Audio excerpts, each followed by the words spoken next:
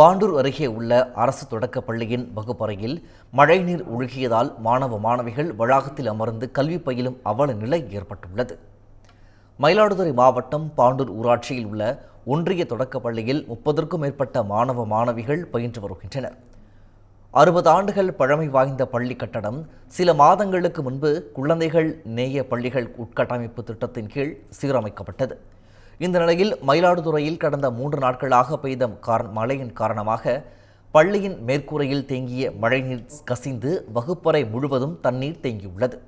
இதனால் வகுப்பறையில் அமர்ந்து குழந்தைகள் பாடம் படிக்க முடியாத நிலை ஏற்பட்டுள்ளது.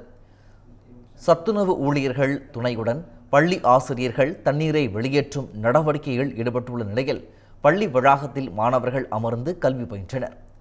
இதனிடையே பள்ளி கட்டடத்தை முறையாக சீரமைக்காததால் வகுப்பறையில் தண்ணீர் ஒழுகுவதாக குற்றம் சாட்டிய பொதுமக்கள் உடனடியாக பள்ளி கட்டடத்தை சீரமைத்து தர வேண்டும் என கோரிக்கை விடுத்துள்ளனர்.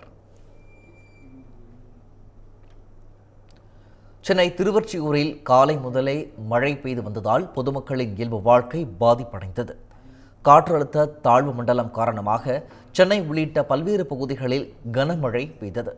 அந்த வகையில் திருவொற்றியூர், எண்ணூர், மணலி, வண்ணாரப்பேட்டை உள்ளிட்ட பல்வேறு பகுதிகளில் மழை பெய்தது. இடைவிடாமல் பெய்த மழையால் வேலைக்கு செல்வோர், வியாபாரிகள் உள்ளிட்டோர் அவதியடைந்தனர்.